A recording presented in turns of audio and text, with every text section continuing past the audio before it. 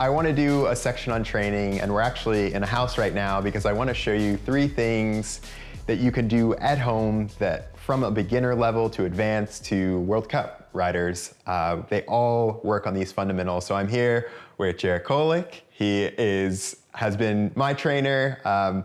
He is very humble, but he is one of the best in the entire world. He's trained some incredible athletes, from Supercross winners to World Cup podium riders. Jared, tell me a little bit about your background. All right, so I raced BMX for 16 years. I did it for 7 years professionally. After that, I finished my degree in kinesiology and been fortunate enough, as Eliot mentioned, to work, with guys like Eliot, Chad Reed, Blake Baggett, Bernard Curnow, and Lucas Shaw. So it's been a wild ride so far, and I can't wait to see where it goes. Jared, what is this first exercise? All right, so the first thing, we're gonna get Eliot laying down on his back.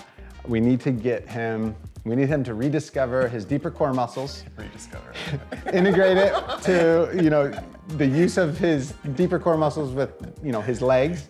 And what that'll do on the bike is just give you a better sense of proper position, which would be more centered over the bottom bracket, which is where you want to be producing your power. Okay. Let's go feet going that way. Okay. Head here. Let's bring it down onto your back all the way, and then we're gonna bend those knees. About 45-degree angle. All right, so in this position, can you feel your lower back on the ground? Yep. Perfect. All right, so let's bolster up your neck a little bit here. All right, so we just got a little bit of a rolled towel. Can you feel that in the back of your neck? Yeah. Is it okay? Cool, Feels good. cool.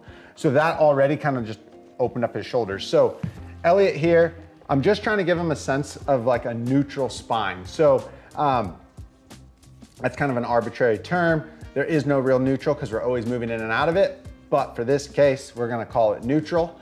So back is flat. We got a little bit of support for the natural curve of the neck.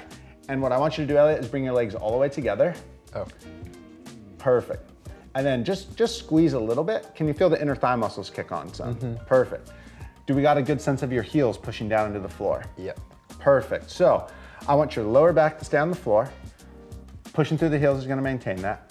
I want you to give me a nice breath in. As you inhale, take your arms overhead. Perfect, perfect. All right, so now, is your back still flat there? Yep. All right, so now take a nice breath in through your nose for about 3 to 5 seconds. Now blow as much air out as you can for 6 to 10 seconds. Good, so he's depressing the rib cage. The deeper abs are drawing the rib cage and sternum down. He's holding for about 3 seconds. Now keep those abs engaged. Take another breath in. Try to expand your chest and mid-back. Perfect. Now I want you to blow. So much in my neck. Where at? Just front or here, back? Yeah. Okay, perfect. So as he keeps this engaged, keeps the back of the legs engaged, what he's gonna do is start to use his lungs, his inhale, to create expansion here, which will set the shoulder blades down and back, clear the neck muscles, allow those to kind of chill out. This guy, I've known him for a long time. He's always using his neck to inhale. So we always are trying to work on that. So where are we at? You blow it out? Yeah. Perfect. Take another breath in. There we go. There's a little bit more. Now blow it all out. Keep going, keep going. Oh, we got the shakes. This is when we know we're doing work. Perfect, and we'll go for one more. Blow it on out. Good. Oh, now, unlike Eliot right here, you always want to finish with an inhale and bring the arms back up. Okay, yeah, sure, all good. But this is perfect. I see this a lot with riders. They get, just due to the position, crashes, they start using this to take air in, and it's going down the line all the way down to their feet. They're just not absorbing anything, proper anymore. They're too deep into their back, and we just need to reverse that. On camera may not have looked that hard, but we saw Eliot shaking, and the reason why he was, feeling this stress to his body was because, naturally Eliot was a bit extended, and this position allowed him to come from here to here, and then we just had him breathe. And remember, those deeper core muscles are exhalators. So he engaged them better, got the backs of his legs, his back was totally flat, and he started working everything in a better position. Yeah, man, like I'm sure it doesn't look hard on camera, but like I actually don't want to do any more takes because I don't think I can do it again. It's really just like, I feel like so much of the time when I'm doing a sit-up, I'm using my neck and that takes it totally out. So like, it's hard. It's all about setup. So Eliot was able to feel his whole back on the ground with his feet in this position. But you know, you the viewer, if you can't, you just elevate your feet more and more. If you're in the gym, just put a plate under your feet until your back is fully flat, you know, and you're relaxed. Then you can start, and this will do wonders for you. All right, so carrying on from the last exercise, we're now going into a side plank. This is a wall-supported side plank. So Eliot, bring your right foot forward a little bit. We want the feet nice and even. You want this arm directly under the shoulder, so let's bring that under you. Perfect. We're gonna reach this right arm straight out in front. And then basically from here, the goal is, it's still core, but we're integrating, because of the wall here, we're integrating muscles of the hip so that you can have more control of your body from side to side. So going through rock sections, corners, things of that nature. So in this position, you're gonna just take a breath in, blow all your air out, and you're gonna try to lift your trunk up as high as you can. Hips will stay down for now. Perfect. And then you're just gonna go through this. You wanna make sure your bottom neck is like completely jelly. And then this guy is just reaching forward. And if this is too easy, if you feel good connection with the wall, you will then try to lift your hips and knees up off the ground while maintaining this position here. It's easy. Maybe not. Good, good, go, go, go, up, up, up. Lift those knees up. Good. Remember, the deeper core muscles are respiratory muscles, so you wanna get those breaths. You wanna go for about 5 breaths. You wanna try to double the exhale from the inhale. So about 3 to 5 second inhale, 6 to 10 second exhale. Yeah, boy. Not bad. Excellent. All right, bring it on down. Nice job. All right, so you can go for 3 sets of 5 breaths with this exercise. And obviously we're gonna hit the other side as well. All right, so this next exercise is just the follow-up from the last 2. So Eliot, you're gonna go onto all 4s. It's more similar to mimicking the bike. It's definitely working the muscles that you'll be using on the bike. So we're at a 90-degree angle at the hip and knee, feet against the wall. You wanna try to keep the heels against the wall as best as you can. So in this position, I simply want you to round out your body, round out your back as much as possible. So Eliot, push yourself away from the ground as hard as you can. Harder, perfect. And then I want you to lift that chin up for me.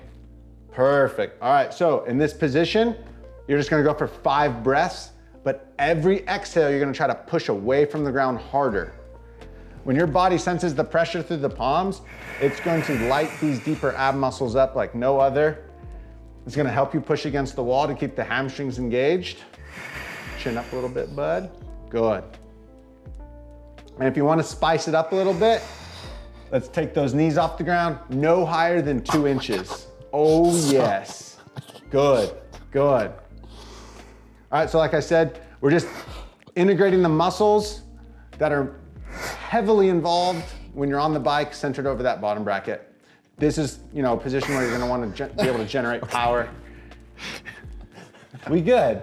I can't. What did you feel there? I can't. You need a towel. I can't. It looks, all these things are like, they look so easy, but they're so hard. Like, it's just the isolation. Like, I mean, it's hard when you do that and you have to like, you tuck in your hips and you're like feeding your core, and then when you lift your knees up, like, it's literally like I'm holding myself up. Just directed. Like, yeah. But it's the act of the rest of the body involved, which is, you know, what we're doing when we're riding, that's creating, you know, that sense in his core. All right, so if doing the breaths in the squat position and then lifting the knees off the ground a couple inches is quite easy, you can add a horizontal squat. So it's basically a squat, just horizontal. So whatever you might be missing in a squat, this is gonna bring it out.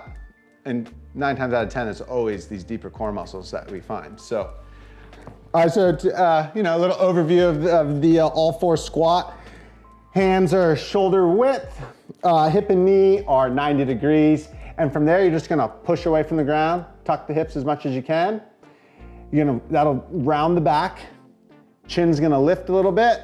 And then from there, I'm gonna do 1 setup breath. Starts the ab engagement. Then I lift the knees about 2 inches off the ground. From here, I'm gonna maintain my rounded back, and I'm gonna inhale, squat back as far as I feel comfortable. Exhale. All right, get that core on, brother. Get Oh, it on, baby. get it on. The whole time, I am focusing on not losing my heels. I see it, I see you losing it. I see you losing it. Chin up, yep. He's starting to shake. He's starting to shake.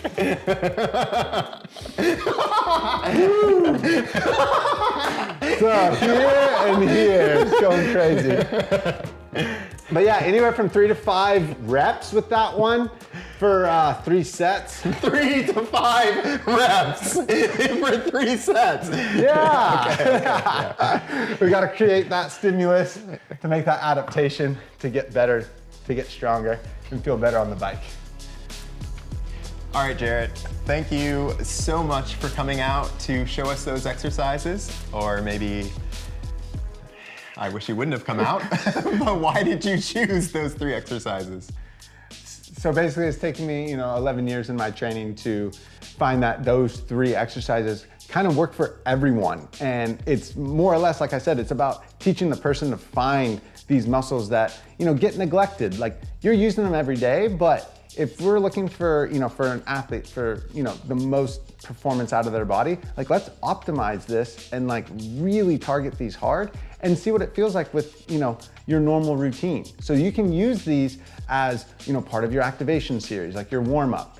You could do these every day outside of the gym as well, but use your normal gym routine to see what these are doing to help what you've been working on.